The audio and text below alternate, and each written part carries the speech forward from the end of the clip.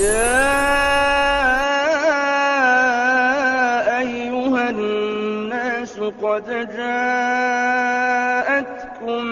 موعظة من ربكم وشفاء لما في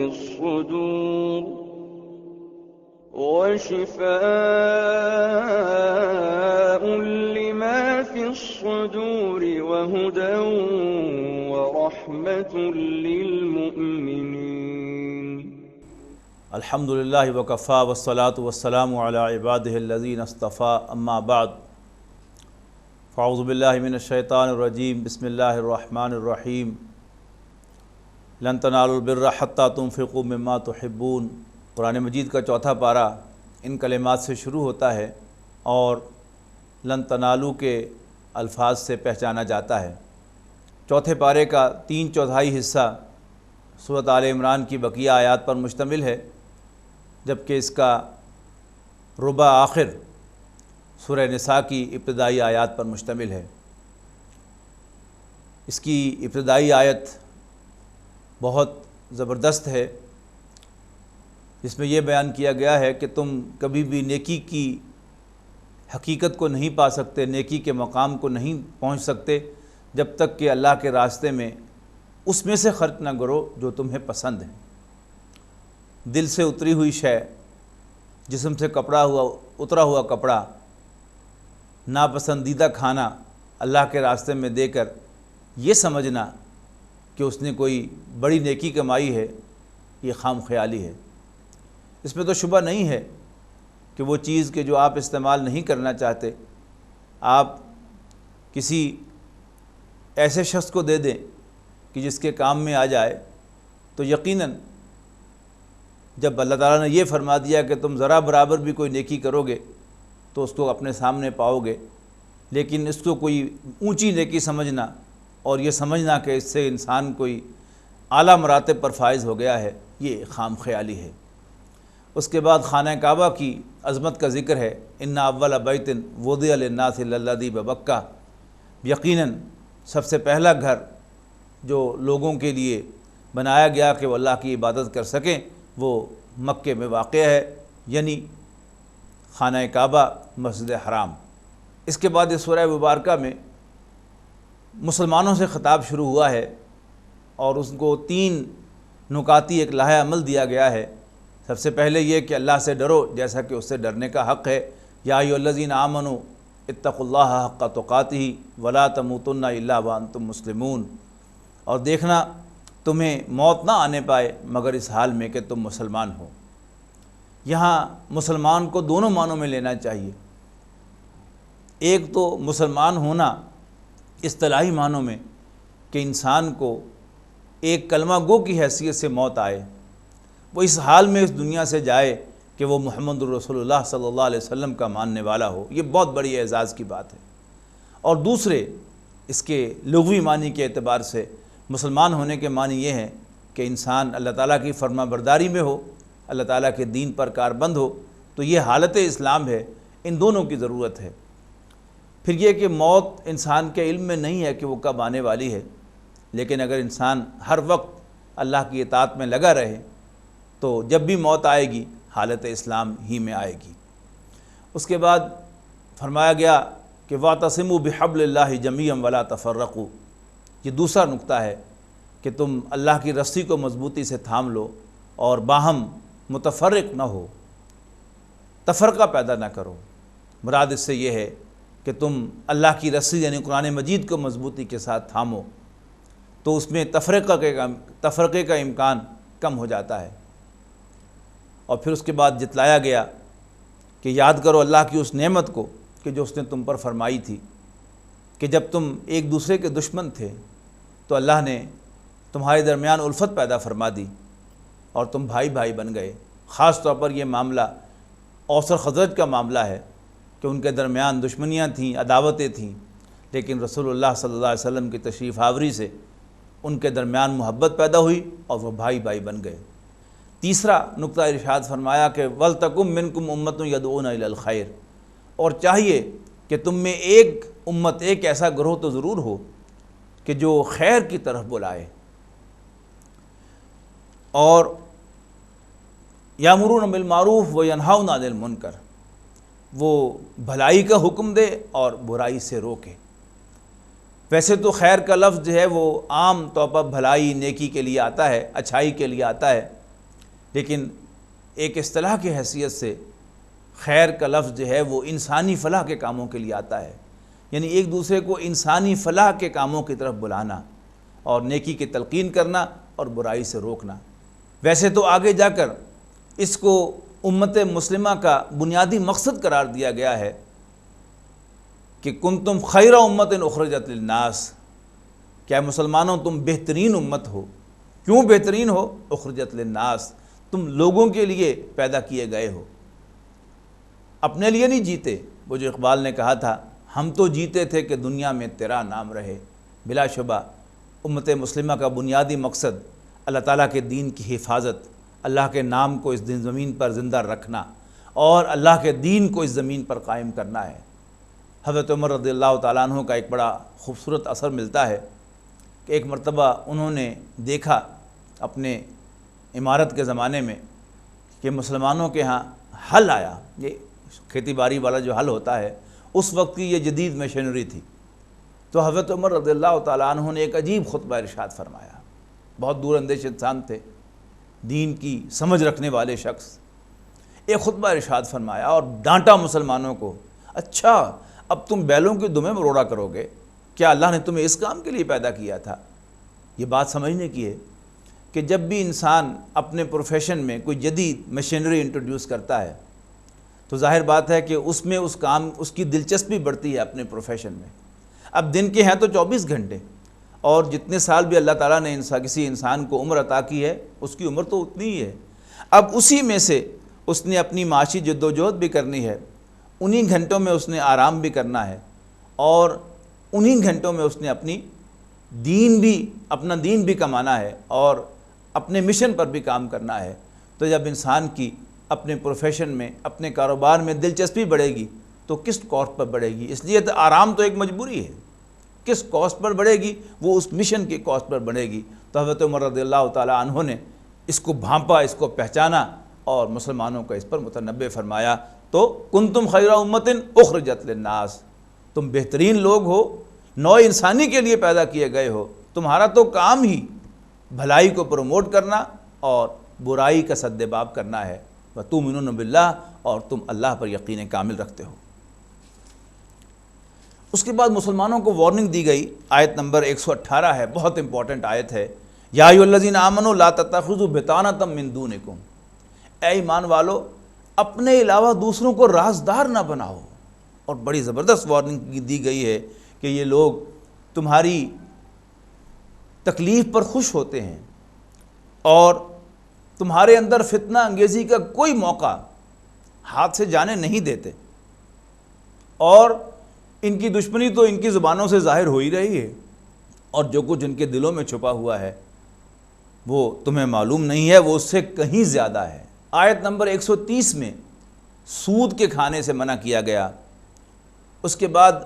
آیت نمبر 133 میں ارشاد ہوا وَسَارِعُوا إِلَىٰ مَغْفِرَةٍ مِّن رَّبِّكُمْ وَجَنَّةٍ عَرْضُهَا السَّمَاوَاتُ وَالْأَرْضُ، اور دوڑو، لپکو، دوڑ لگاؤ اپنے رب کی بخشش کے حصول کے لیے۔ رب العالمین کی بخشش، یہ بہت بڑی بات ہے، بہت بڑی بات ہے۔ یعنی قیامت کے دن اگر کسی شخص کو اللہ تعالیٰ کی طرف سے ایک ورڈ آف فرگیونیس مل جائے، ایک مغفرت کا کلمہ مل جاؤ تمہیں بخشا، یو آر فارگیون، تو یہ سب سے بڑی کامیابی ہے۔ تو فرمایا کہ اپنے رب کی بخشش کے حصول کے لیے دوڑ لگاؤ اور اس جنت کے حصول کے لیے، اس جنت میں داخلے کے لیے دوڑ لگاؤ جس کی وسعت آسمان و زمین کی وسعت کے برابر ہے، اور وہ اللہ سے ڈرنے والوں کے لیے تیار کی گئی ہے۔ آیت نمبر 142 میں ارشاد ہوا ام حسبتم ان تدخلوا الجنہ،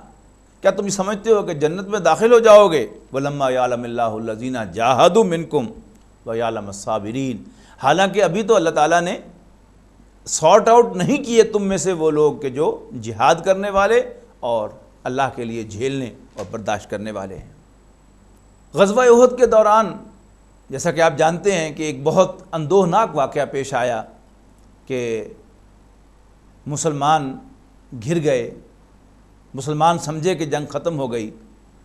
اور نبی اکرم صلی اللہ علیہ وسلم نے اس کی جو پیش بندی کی تھی ایک خاص خطرے کی، اس کی طرف صحابہ کرام توجہ نہ دے سکے، اس کو اہمیت نہ دے سکے، اور ان سے ایک سہو ہو گئی، جس کے نتیجے میں خالد ابن ولید جو اس وقت قریش کے ایک بہت بڑے کمانڈر کی حیثیت سے طاق میں بیٹھے تھے، انہوں نے پیچھے سے حملہ کیا اور 70 صحابہ شہید ہوئے۔ خود نبی اکرم صلی اللہ علیہ وسلم کا دندان مبارک شہید ہوا، آپ کی رخسار کی ہڈی کا فریکچر ہوا، آپ پر غشی طاری ہوئی، اور ایک خبر مشہور ہو گئی کہ معاذ اللہ رسول اللہ صلی اللہ علیہ وسلم شہید ہو گئے ہیں۔ اس خبر پر مسلمانوں کے دل ٹوٹ گئے، ان کی ہمتیں جواب دے گئیں، اور وہ اپنا سب کچھ چھوڑ کر بیٹھ گئے۔ جب اللہ کے رسول ہی نہ رہے تو پھر کیا لڑنا، کیا لڑانا۔ اس پر بڑی سختی سے کہا گیا وما محمد الا رسول، کہ محمد ایک رسول ہی تو ہیں صلی اللہ علیہ وسلم۔ یہ علیحدہ بات ہے کہ رسول ہونا بھی کوئی چھوٹی بات تو نہیں ہے،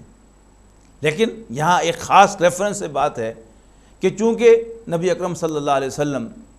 ایک انسان ہے، لہذا کل نفس ذائقۃ الموت، ہر انسان کو موت تو آنی ہے،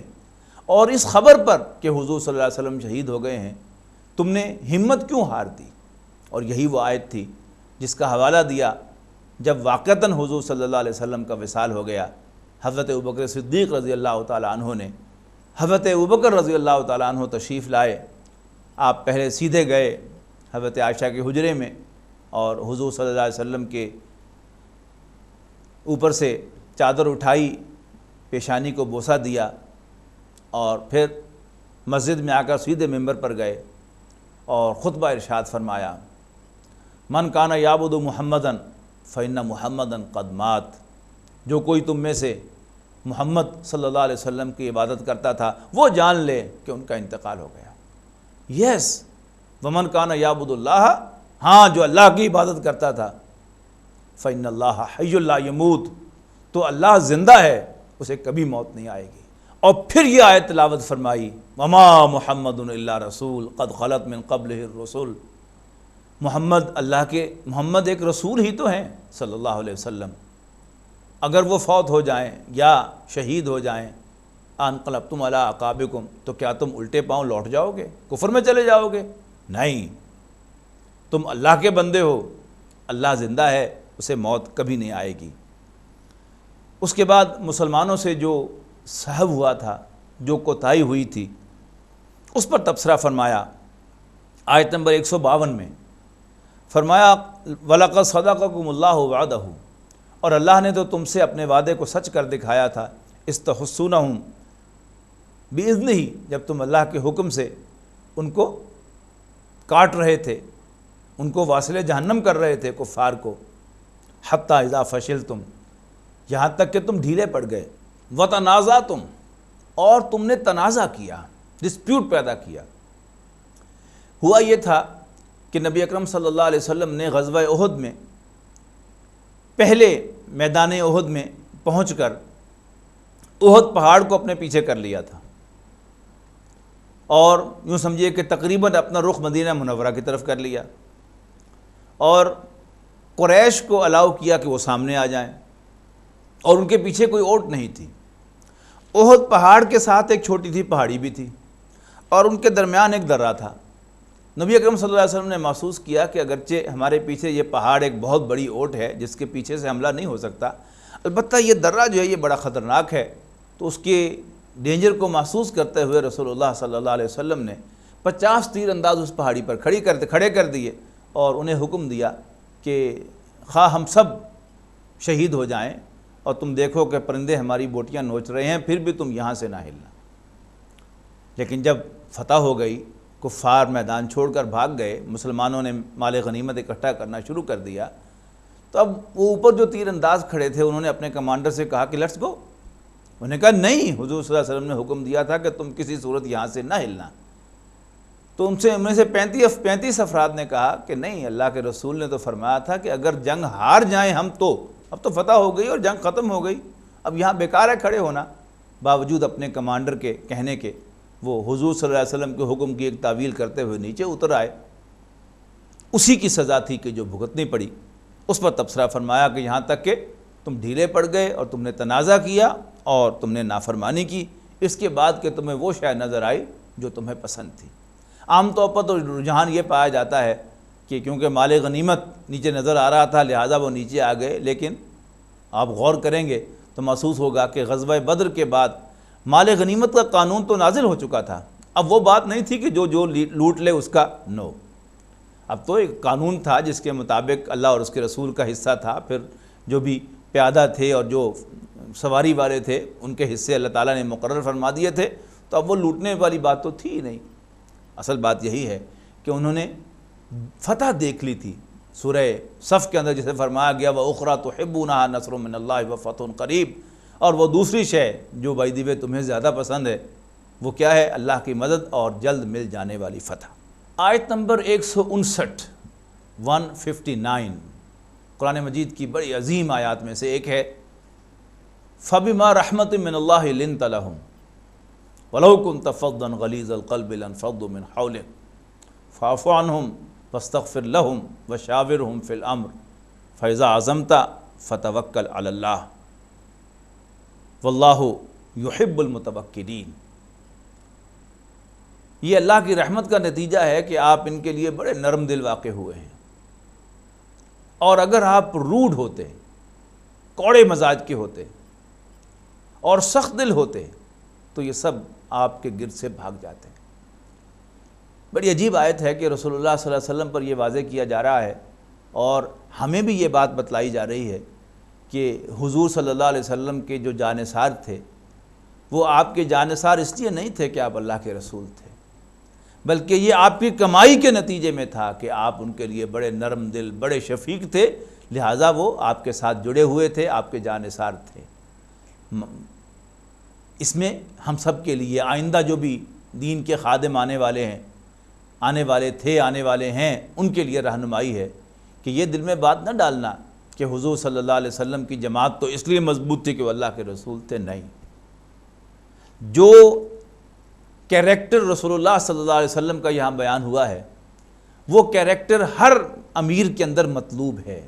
اسی کو علامہ اقبال نے اپنے اشعار میں لیا کہ نگاہ بلند، سخن دل نواز، جاں پر سوز،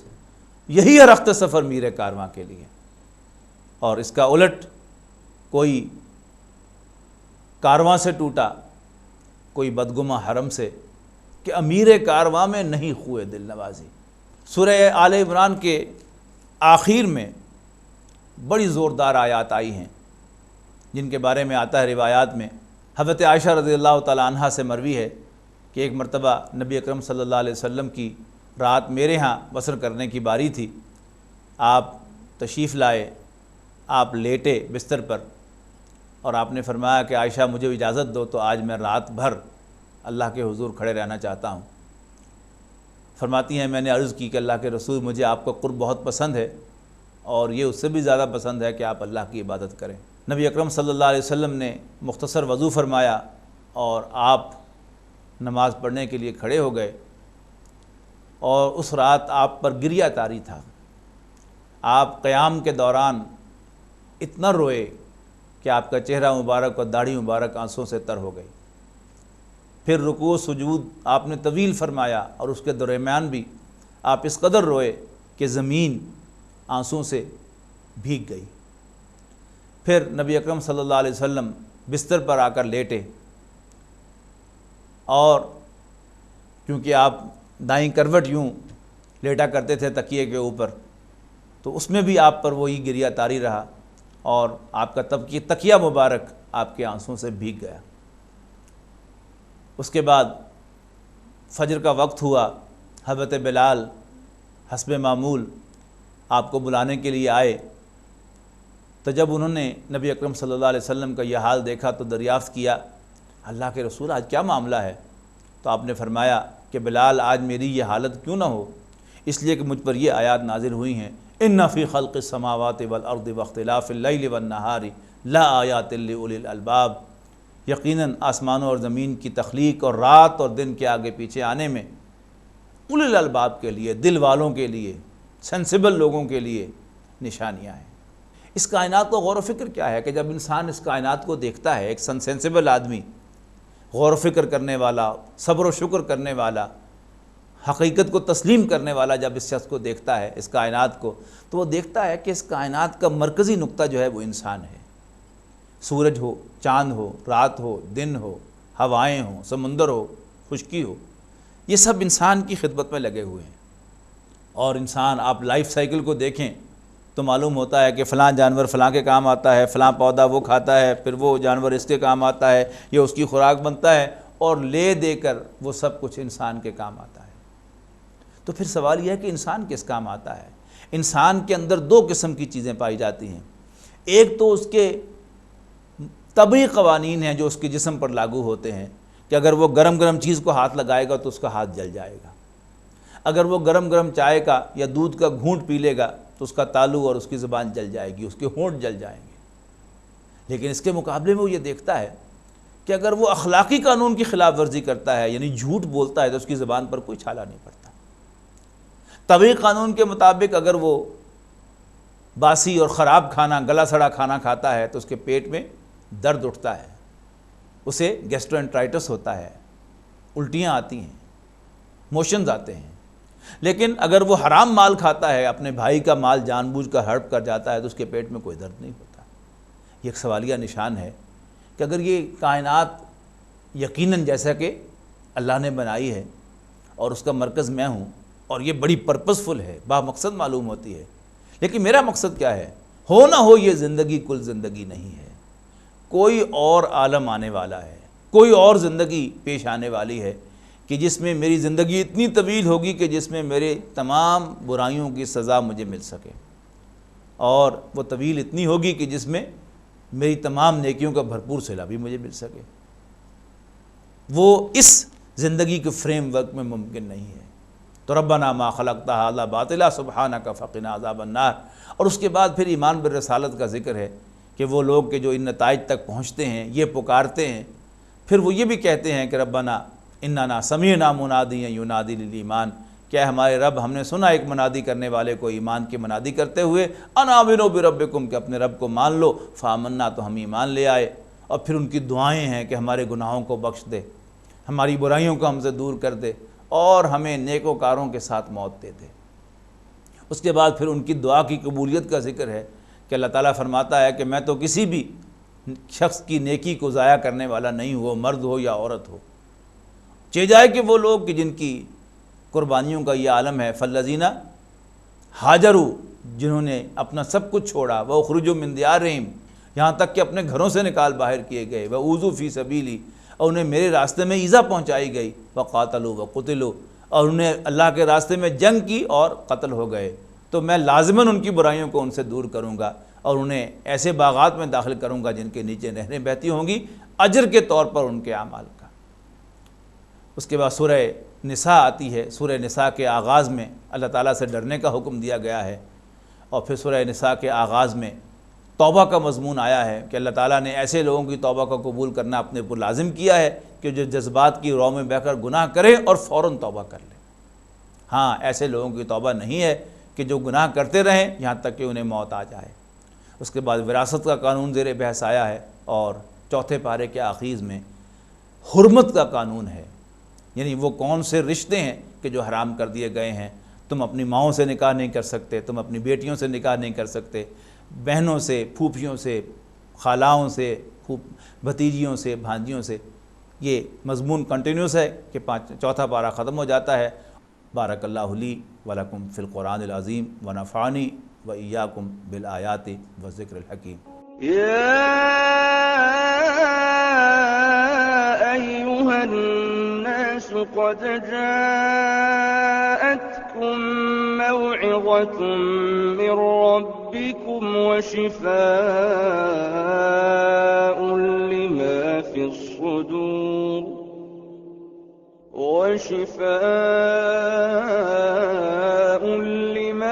الصدور وهدى ورحمة للمؤمنين۔